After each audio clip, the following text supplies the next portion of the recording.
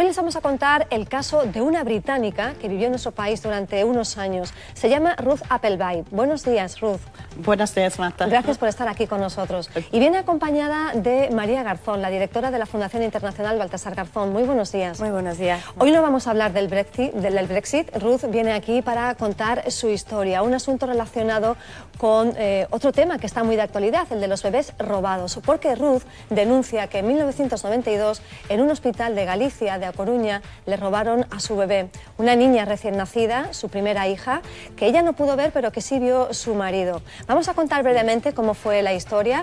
Era el primer hijo de Ruth, nació en 1992, nació con vida. Su marido, Howard, pudo verlo durante unos instantes en el nido de maternidad. Ruth dio a luz por cesárea, con lo cual estaba sedada y no pudo llegar a ver a su hija. El marido se fue a su casa y en el camino le llamaron del hospital y le pidieron que volviera rápidamente porque había habido una complicación. Y entonces le comunicaron que la bebé había muerto. Howard, como decimos, sí llegó a ver a la bebé viva durante unos instantes, pero Ruth, como estaba sedada porque había dado a luz por cesárea, no llegó a verla nunca. Cuando despertó, le dijeron que la niña había muerto. ¿Y qué pasó en este caso? Bueno, pues al principio Ruth lo aceptó, la niña fue enterrada allí en Galicia y años más tarde, cuando Ruth y Howard se separaron, Ruth volvió a su país, decidió volver allí con otros dos hijos que tuvo con su marido y entonces quiso llevarse los restos de su primera hija. Los exhumaron y al exhumarlos vieron en el féretro que el esqueleto que había no pertenecía a una niña recién nacida, sino a un niño mayor, más adulto. Años después, aún así Ruth lo dejó todo y se fue a Inglaterra. Años después, en 2012, una amiga española acudió a Inglaterra y habló con Ruth y le contó todos los casos de bebés robados que se estaban denunciando aquí en nuestro país. Le comentó que tal vez el de aquella niña que nació en ese hospital de Galicia, en A Coruña, pudo ser también un caso de bebé robado. Y atando cabos, Ruth se animó y fue a una comisaría de un condado de allí de Inglaterra, de North Yorkshire, y allí denunció el caso del bebé robado de su hija. Porque, entre otras cosas, la documentación que le dio el hospital a Ruth, aparecía en esa documentación distintas horas de defunción de ese bebé. Y entre ellas, otras más contradicciones. Ruth, gracias por estar aquí con nosotros para contar tu caso. Y lo primero, ¿qué es lo que te anima a luchar en él? Pues la lucha lo tengo que hacer, porque si no, yo no puedo vivir en paz. Necesito respuestas, necesito saber la verdad, lo que pasó realmente con mi hija. Porque si no, vivo con la incertidumbre siempre y eso es muy difícil. Solo quiero saber la verdad, ¿no? María Garzón nos acompaña porque es la directora de la Fundación Internacional Baltasar Garzón, que es la que se está encargando de todos los trámites legales con la denuncia de Ruth. ¿En qué situación está ahora ese trámite, María? Bueno, ya hemos recibido la desestimación del Tribunal Constitucional, el recurso de amparo. Hubo varios archivos en la causa ordinaria y se recurrió al Tribunal Constitucional porque se entendió que no había habido tutela judicial efectiva, entre otras cosas porque ni siquiera se ha tomado declaración a Ruth ni a su marido. Algo que en cualquier tipo de delito común debería hacerse como diligencia ordinaria, ¿no? Y en este caso ni siquiera eso. Pero el Tribunal Constitucional lo ha desestimado, así que solo nos queda la vía del Tribunal Europeo de los Derechos Humanos. Que vais a acudir a ella. Exacto. ¿Conoces más casos como el de Ruth? Sí, bueno, hay uno de los casos que sí que está en el Tribunal Europeo de Derechos Humanos, presentado de una familia de Jerez, pero en juzgados españoles hay muchos casos. El abogado de Carlos Eslopoy, que está llevando toda la parte de bebés robados en la querella argentina por los crímenes franquistas, tiene 6.000 casos documentados. Pero además hay asociaciones que nos llegan a hablar de 300.000 entre niños y familiares víctimas de esta trama, ¿no? Fue en 2012 cuando empezaste esta carrera y esta batalla legal, Ruth. Ya van a hacer casi 5 años. ¿Tú te imaginabas que el camino iba a ser tan largo y tan difícil? Pues desde entrada yo sabía que iba a ser un camino muy largo, eso sí, pero tan difícil, llena de tantas pegas y obstáculos, no. Y yo me imaginaba que iba a recibir mayor apoyo oficial. Eso sí, ha sido una decepción. ¿Y en tu país, en Inglaterra, estás recibiendo apoyo oficial por parte de las autoridades? No, no, solamente la policía local en el condado donde denuncié, pues, donde puse la denuncia, pero realmente fue el gobierno y eso, no, nada. María, ¿por qué hay tanta dificultad para investigar los casos de bebés robados? Bueno, la trama de bebés robados en democracia, que es cuando surge el caso de Ruth, viene de una trama anterior, que es un tema político durante la dictadura, que estaba establecido así además por los escritos de Vallejo Nájera, que era la eliminación del gen rojo. O sea, viene de una trama política como un método de represión desde el franquismo hacia las mujeres, en este caso. Sí, porque fue en el año 92 cuando le ocurrió. Exacto. A Ruth. Entonces, ese inicio con ese carácter más de trama política, o sea, de represión política, permanece en el tiempo al haber impunidad. Como todos sabemos, en este país no se ha dado ni la verdad, ni la justicia, ni la reparación efectiva para las víctimas, permitió que se mantuviese. Y todo lo que viene de aquella época es muy difícil de investigar en este país. Es muy difícil, lo hemos visto cuando se han presentado las denuncias ante la Audiencia Nacional de las víctimas, y lo hemos visto cuando repetidamente se intentan iniciativas de todo tipo para revisar algunos de los crímenes sucedidos o que vienen de allá, y no se puede. Entonces, falta voluntad política. Lo que aquí falta en este país es voluntad política. Hay comunidades que sí lo están haciendo, como la de Andalucía, que acaba de aprobar una ley muy buena de memoria, pero a nivel estatal falta esa voluntad, que es lo que hace que esto cambie, porque así ha sido en otros países, como en Argentina. Hasta que no hubo una voluntad política no se pusieron a buscar a los niños, a los nietos.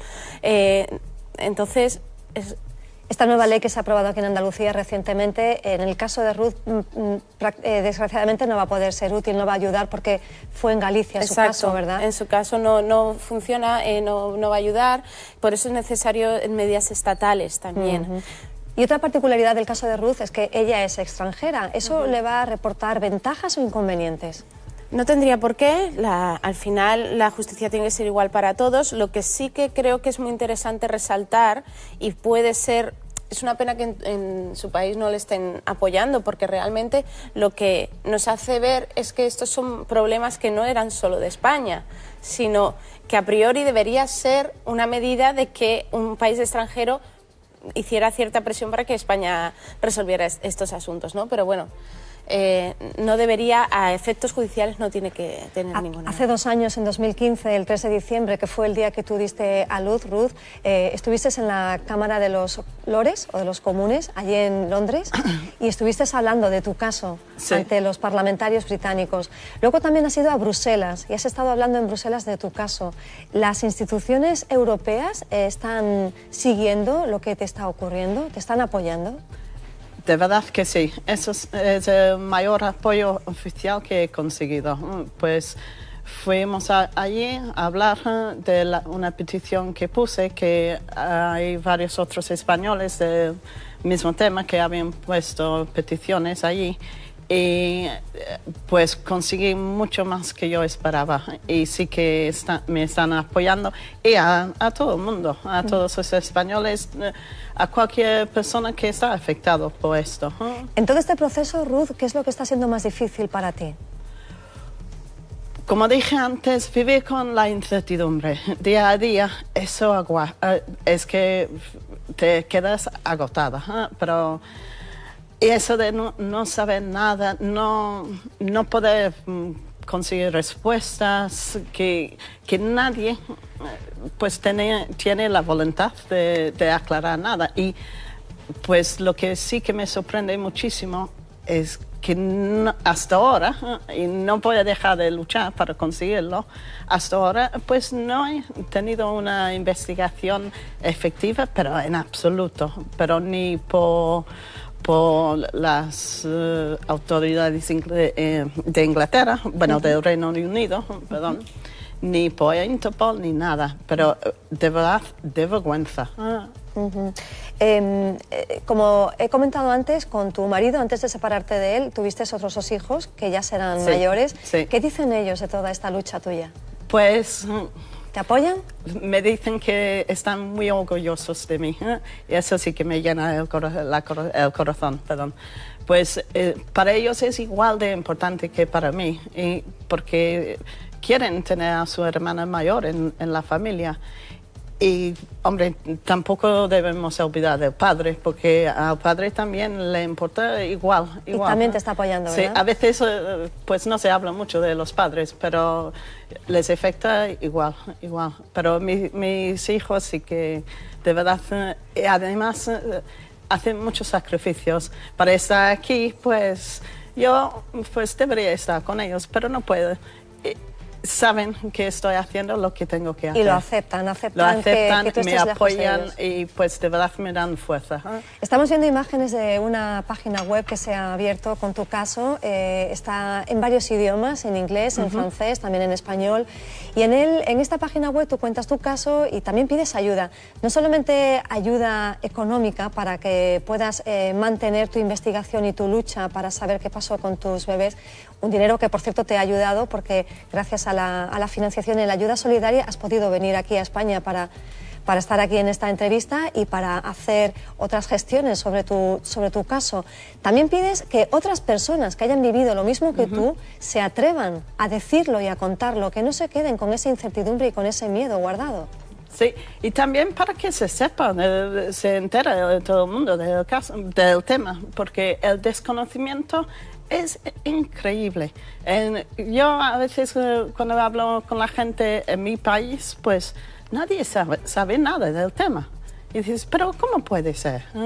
Y yo creo que puede haber mucha gente por Europa, por todo el mundo, que han sido pues víctimas de esto y ni siquiera saben. Entonces, quiero resaltarlo y darlo a conocer. Sí. María, las víctimas de bebés robados, ¿piensas que están bien organizadas y asesoradas para conseguir saber lo que pasó y para conseguir una investigación seria sobre sus casos? Hay muchas organizaciones y están muy bien organizadas, es decir, hay coordinadoras de organizaciones, etcétera. Y sé que cada una de las organizaciones tienen sus abogados, son buenos abogados, con lo cual... Pero el problema es precisamente que parece que no, pero el muro con el que se enfrentan y la manera como le han hecho a Ruth de simplemente desestimar diligencias, no darles ninguna... Parece hasta soberbio, ¿no? Como los tratan con esa soberbia de... que vienes aquí, bueno, ya otro de estos, ¿no? Entonces, uno de los problemas, y lo que puede ayudar mucho este tipo de webs, es precisamente que no se conoce esto. Cuando yo estuve en Bruselas hablando del caso de Ruth y de los bebés robados, los europarlamentarios estaban como sorprendidos de que eso pudiese... No se lo podían creer, digo, pero ¿en qué mundo vivís si estamos aquí al lado? Y esto es un problema del que se viene hablando ya varios años. Pero el desconocimiento es absoluto, pero lo es también dentro de la sociedad española. O sea, existe una página en blanco muy grande, porque además tampoco se ha hecho una serie de educación hasta este momento. Es hasta 2006, por ejemplo, que no aparecen los libros de historia, toda la época franquista, los crímenes, etc. Existe tanto oscurantismo que es muy difícil que las autoridades se sientan en la responsabilidad de ser más diligentes. Antes hablabas de la falta de voluntad política y yo te quiero preguntar también por la actuación de la justicia, no de la política, sino de los jueces. ¿Cómo están actuando, en tu opinión? Los jueces tienen una ley que pueden interpretar desde aquí hasta aquí. Si no existe una necesidad social, un empuje de las víctimas arropado por la política, arropado por las instituciones, se pueden quedar perfectamente aquí. A mi juicio se están quedando en el principio. Existen muy pocos jueces, como en el del caso del doctor Vela, que es totalmente pionero, que han llegado hasta la apertura del juicio oral. Pero los demás simplemente no se practican diligencias y se queda archivado. Entonces, bueno, ahora estamos ante un hito, que es este juicio. veremos a ver dónde queda. Le han pedido, le pidieron fianza, va a ir a juicio este señor. Bueno, es el primero, es una pena que es el primero de tantos miles de casos. Pero después de tantos años, ¿verdad?, de lucha y de pelea. ¿Tú piensas que ese entramado, presunto entramado que existió y que se dedicó a robar estos bebés de esta manera en aquella época, estaba coordinado a nivel nacional o en cada región actuaba de una manera separada? Bueno, es sorprendente cómo seguramente era una cosa mixta, pero justo me hablaba Ruth de que en sus papeles aparece el nombre del doctor Vela, que el doctor Vela actuaba en Madrid, que su matrona estudió con Sor María, que estaba en Madrid, es decir, pudiera ser que hubiera algún tipo de conexión. El caso es que está claro que esto se mantuvo en el tiempo porque se permitió que se mantuviera en el tiempo porque no hubo una lucha contra este tipo de crímenes, ¿no? Entonces tuvo tiempo suficiente para que hubiera perfectamente un entramado a nivel nacional, ¿no? Y esas curiosidades de cómo nombres de la línea de la Concepción se reproducen en Madrid, que se reproducen luego en Galicia, ¿no? Y además años después de la jubilación del doctor Vela, ¿no? Años después, sí. Y es curioso que en Galicia, en A Coruña, apareciera el nombre del doctor Vela, que actuaba en Madrid, como comentabas antes, ¿no? Muy llamativo. Es muy difícil de explicar. Y también es curioso que un hospital de 4 o 5 horas diferentes de la defunción del bebé, ¿no? Sí, sí. Pues en mi caso está, pero lleno de discrepancias y hasta ahora pues nadie ha podido aclarar ninguna de esas.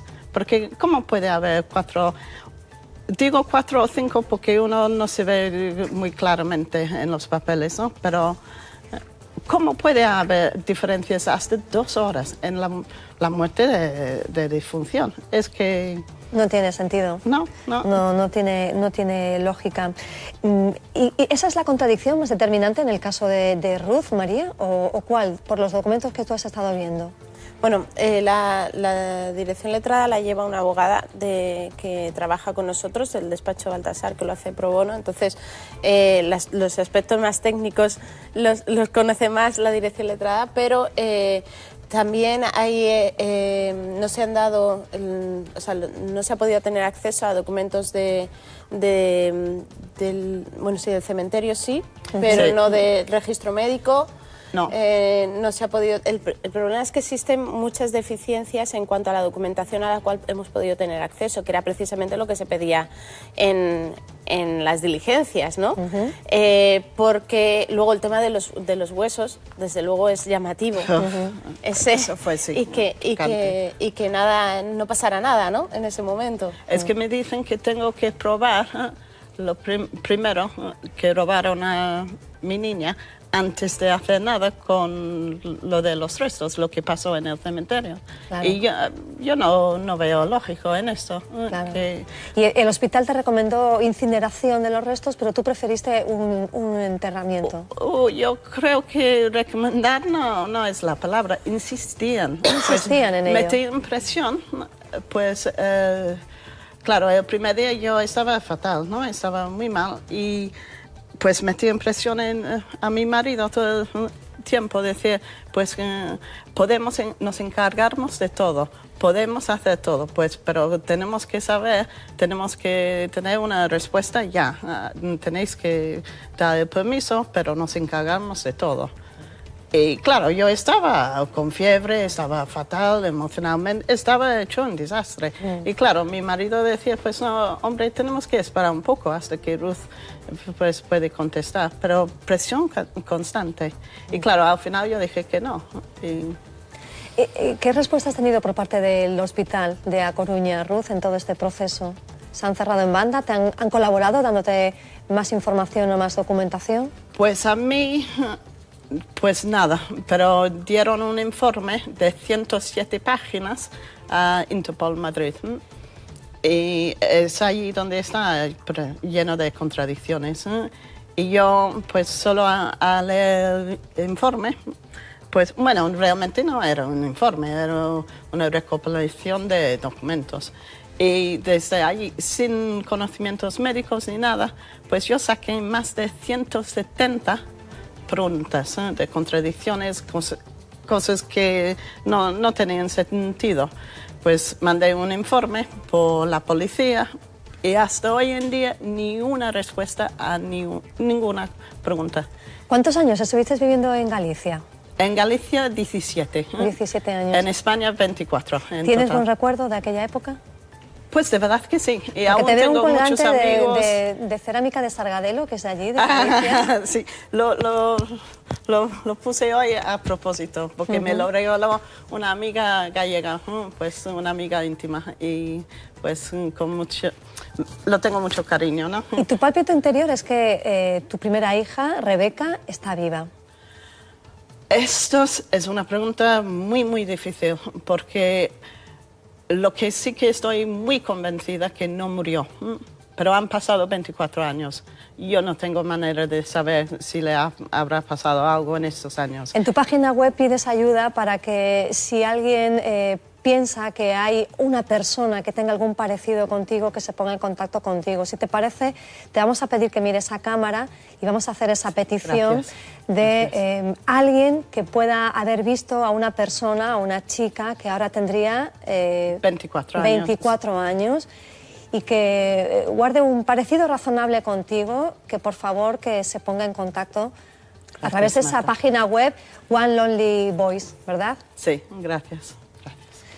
Para saber si es posible que haya algún parecido y poder encontrar a esa mujer ya que fue la bebé robada de Ruth.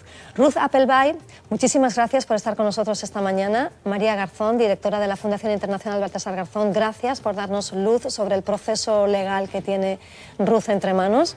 Muchas gracias a las dos por contarnos vuestro caso y por denunciarlo públicamente para que se tome conciencia del dolor que están pasando miles de familias con los bebés robados. Sí. Y gracias, Marta, por darme la oportunidad. De nada. Muchas gracias a las dos. Gracias y buenos días.